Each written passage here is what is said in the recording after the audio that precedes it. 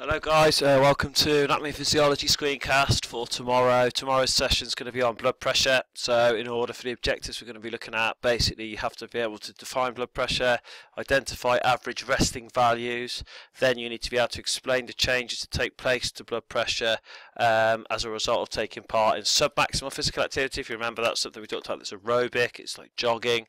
Then we're going to have a look at maximal, e.g. sprinting, anaerobic, and then finally we're going to have a look at the concept of resistance training and how that affects specifically your blood pressure. They all have slightly different effects on it, and yeah, that's what we'll have a look at. Finally, we'll have a look at this kind of term hypertension. Okay, so that's the final thing of the lesson, will be hypertension, and that is to do with when your blood pressure is permanently, consistently at a certain high level. Okay, so starting off then, the thing that's important, I mean, you have to have this definition. Now, you've got two options on the definition. I was just going to send you a worksheet tonight to call our notes off, but I felt like I needed to go through a couple of things. So you can either, when you're defining blood pressure, use this, so the pressure exerted by blood against the artery walls, or you can put blood flow times resistance, because the resistance to the blood flow when your blood's moving around the body is basically what gives you that blood pressure.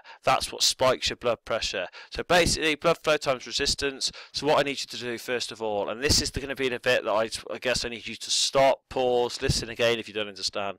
When measuring blood pressure, that it's done over two values. So you might have had a blood pressure test done before, you might have seen your parents have it done. You have a strap round your left arm, and when you have that strap on, you basically will have a top value which is basically linked to the conduction system. So always what happens is the top value will be the highest value.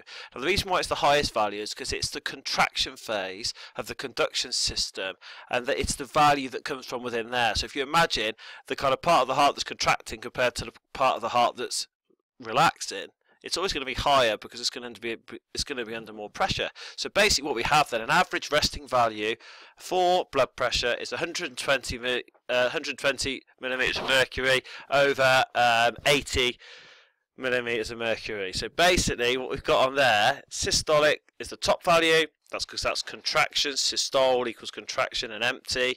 Diastole equals relax and fill. So you've got this bit's under a lower pressure, that bit's under a higher. Hugely important, you know that average resting value.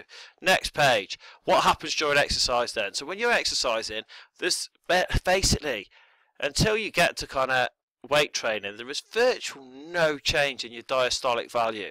Okay, I haven't put them on here, but you massively do need to. So submaximal values for blood pressure basically go up to 160 millimeters of mercury, that's what that stands for, mmHg, over 80 millimeters of mercury. So you've got this concept where it goes up from 120 over 80 for resting, 160 for submaximal jogging values over 80, and then for maximal it goes up to 200 millimeters of mercury over 80. So basically you can see it's quite a simple concept here. We're basically going 120, 160, 200. So for rest, submax, max, there is a 40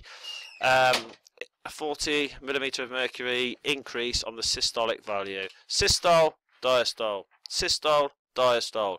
So you see that there's a huge change, an absolute huge change in your blood pressure when you're weight training.